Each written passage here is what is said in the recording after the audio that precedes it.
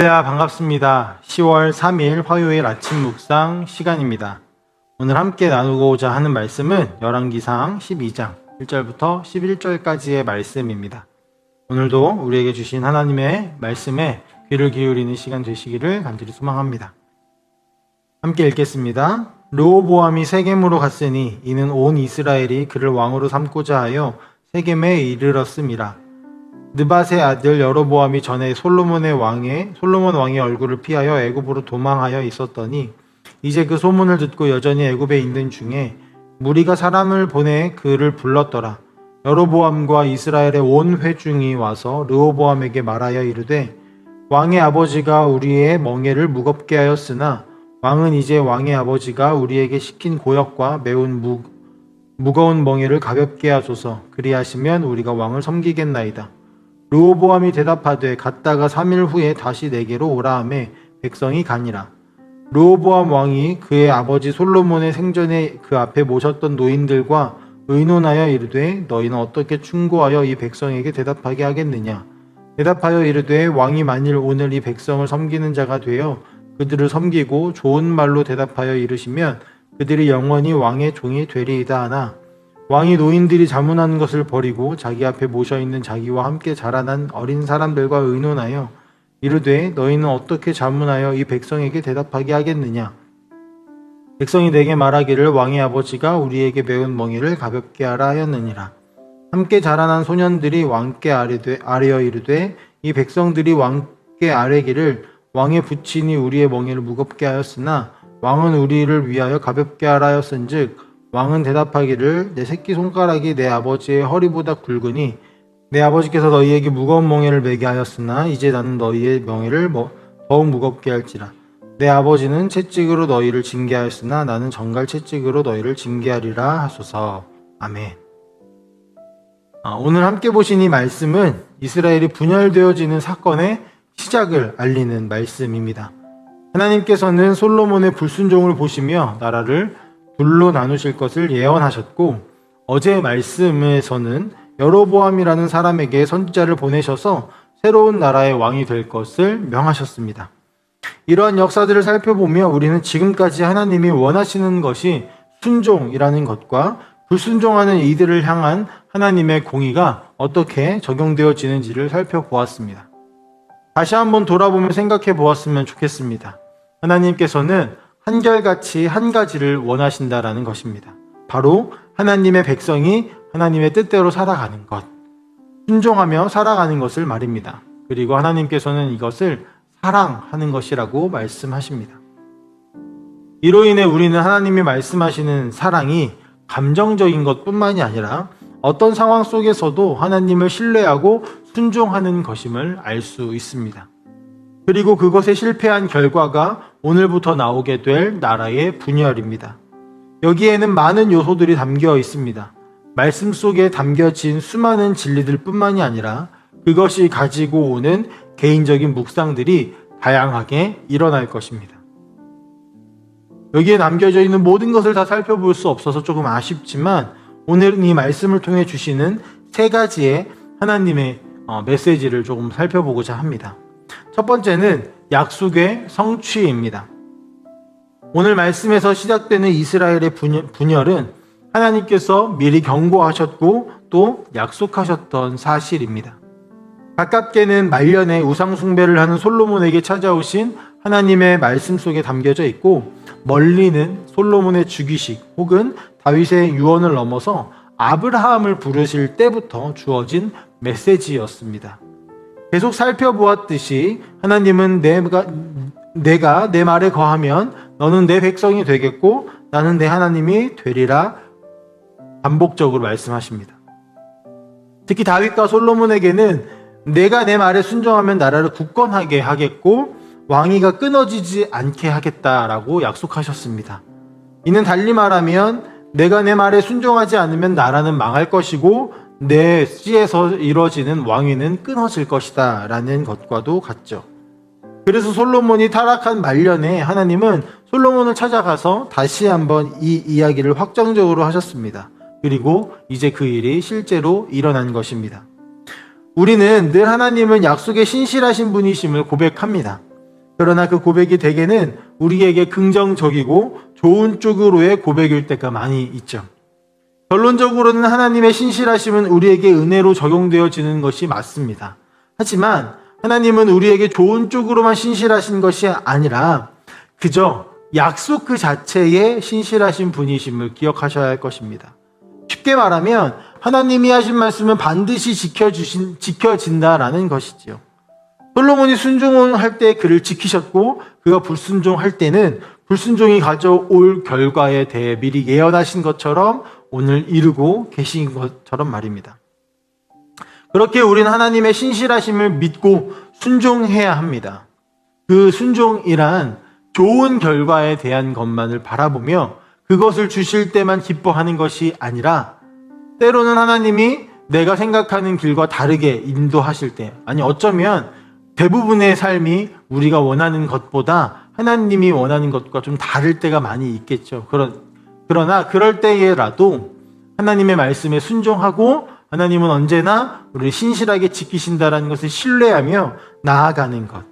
그리고 언제나 우리와 함께 하시겠다라는 그 약속을 신뢰하면서 그분께 기대는 것이 우리가 해야 할 모습이고 삶의 태도일 줄 믿습니다. 두 번째입니다. 두 번째는 이스라엘을 두 나라로 쪼개어 세우시는 과정에서 나타나는 하나님의 주권입니다. 주권이란 주인된 권리를 말하는 것이죠. 하나님은 지금 르호보암뿐만이 아니라 여로보암이라는 사람을 세우시는 과정 속에서도 하나님의 뜻을 이루어 가십니다. 물론 르호보암은 사람들이 추대하여 세우는 것으로 보이고 또 여로보암도 그렇게 보일 수 있지만 그 과정 모두가 하나님이 허락하시고 계획하신 과정들이었음을 기억해야 합니다. 다윗의 씨에서 이어지는 왕위를 사람들의 신뢰와 인정을 통해 확고히 하고 계시는 것입니다. 마찬가지로 여로보암을 왕으로 세우시는 과정 속에서도 하나님의 뜻대로 이루어 가십니다. 이미 어제 살펴보았듯이 하나님은 여로보암에게 찾아가셔서 너가 왕이 될 것이다 라고 말씀하십니다. 나라가 분열되어지는 과정에서도 하나님은 두 왕을 모두 자신의 손으로 세우신 것입니다. 이것은 정통을 지키는 유다뿐만이 아니라 하나님의 뜻대로 세워진 북이스라엘도 하나님의 백성이라는 사실을 경고히 하고 있습니다. 그리고 모든 것을 주관하시는 분이 바로 여호와 하나님이심을 보여주는 것입니다. 왕이 세워지는 과정뿐만이 아니라 처음 살펴보았던 예언의 성취 또한 하나님이 모든 것의 주관자이심을 보여줍니다. 성경은 이스라엘을 배경으로 하고 있기 때문에 이스라엘의 신으로만 여호와가 그렇게 비춰질 수 있지만 성경은 창세기 1장 1절을 통해 하나님께서는 온 우주 만물의 창조주이심을 이야기하고 있습니다. 그렇기 때문에 우리가 무엇을 보아야 하겠습니까? 온 우주의 창조주 하나님께서 모든 만물의 일거수일투족을 다 주관하고 계시고 하나님의 뜻대로 이끌어 가신다라는 것입니다. 우리는 이것을 믿으며 살아야 합니다. 마지막입니다. 불순종의 근거는 바로 자기 욕심에 근거한다라는 것입니다. 오늘 본문의 이야기 속에서 가장 두드러지는 내용은 바로 르호보암의 문제에 대한 자문을 구하는, 르호보암이 문제에 대해서 자문을 구하는 장면일 것입니다. 여로보암이 대부분의 이스라엘 사람들을 대변하여 왕이 된 르호보암에게 찾아와 지금까지 있었던 노역을 줄여준다면 당신을 왕으로 인정하고 충성하겠다라고 약속합니다. 여로보암은 하나님께서 세우신 나라의 왕으로 세워질 것을 하나님을 통하여서 직접 들은 인물입니다. 그 경험을 했던 여로보암이 지금 자신에게 주어진 이 상황들을 잠시 내려놓고 함께 가고자 나와왔던 것이죠. 그때 르호보암은 먼저 원로들에게 자문을 구합니다. 그러나 곧 그것을 버리고 젊은이들에게 자문을 구하고 그들의 소리를 듣고 있습니다. 르호보암이 지혜로운 원로들의 이야기를 버린 이유가 무엇일까요? 자신의 뜻과 맞지 않기 때문이었습니다. 자신은 그들을 더 어렵게 하고 싶었고 지금 누리고 있는 이 권력을 이어가고 싶은데 원로들은 그러지 말고 오히려 백성을 섬기라고 이야기를 했던 것이죠. 그가 원로들에게 먼저 물어본 것이 원로들을 대우해 주려고 했던 것인지 아니면 그 자리에 함께 있어서였을지 아니면 자기가 원하는 대로 대답을 해주기를 바라는 마음이었을지는 모르겠습니다. 그러나 중요한 것은 원로들이 말하는 타당하고 또 합리적이며 지혜로운 무엇보다도 하나님의 뜻과 일치하는 제안을 버리고 젊은이들에게 귀를 기울이고 있다라는 사실입니다. 이는 솔로몬이 구했던 듣는 마음과는 완전히 반대되어지는 모습이죠. 사실 우리가 죄를 짓는 이유, 하나님께 불순종하는 이유도 여기에 있는 것입니다. 바로 자기중심적인 생각과 내 뜻대로 바라기를 원하는 욕심 때문입니다. 우리는 순종하고 싶어 합니다. 그러나 늘 실패합니다.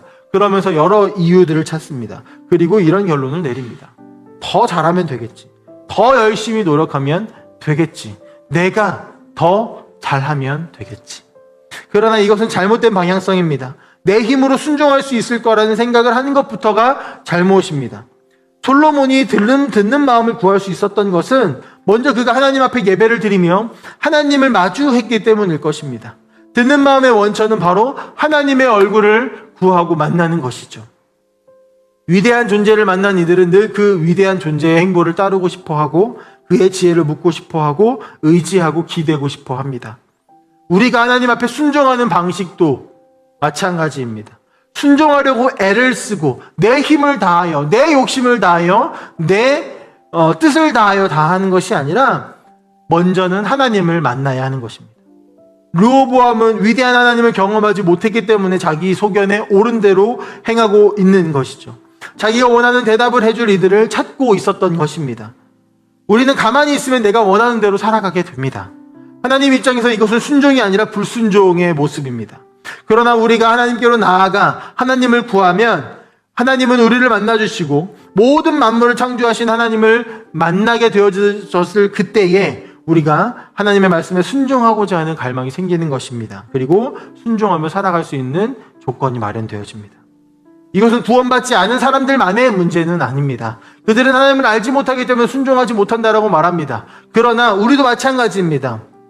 하나님을 찾지 않으면, 하나님을 만나지 않으면, 매일매일의 삶 속에서 하나님을 경험하지 않으면 하나님께 순종할 수 없습니다. 하나님께 나아가는 사람만이 하나님께 순종할 수 있는 것이죠. 연휴가 길어서 푹 쉬셨을 것입니다. 그러나 그 시간 동안에, 그 쉬는 시간 동안에 하나님과 더 가까워지신 분도 계실지 모르겠지만 대부분은 더 멀어졌을지 모르겠습니다. 그러나 괜찮습니다. 다시 주님께 나아가면 됩니다. 오늘 다시 하나님께 나아가 하나님의 얼굴을 구하며 그분을 만나는 모든 함께하는 교회 성도님들이 되시기를 간절히 소망합니다. 거기서 순종이 시작되어질 것이고 우리 모두 내 뜻대로가 아니라 하나님의 뜻대로 살아가는 그런 삶이 시작되어질 것입니다. 함께 기도하겠습니다. 사랑의 하나님, 오늘 르호보암과 여로보암의 모습을 보며 하나님, 우리가 생각해야 될 것들이 참 많이 있었습니다. 하나님은 약속을 성취하시는 분이십니다. 그리고 하나님께서는 모든 것의 주관자이십니다. 또한 하나님은 불순종을 기뻐하시지 않는 분이십니다. 하나님, 우리가 하나님이 누구신지를 기억하며 그 말씀에 순종하며 나아가게 하여 주십시오. 무엇보다 하나님이 어떠한 분이신지를 경험하기를 원합니다. 그 경험이 우리를 순종으로 이끌어 갈 것입니다. 매일매일 주님께 나아가는 우리 모든 함께하는 교회 성도님들이 다 되실 수 있도록 주여 축복하여 주시옵소서.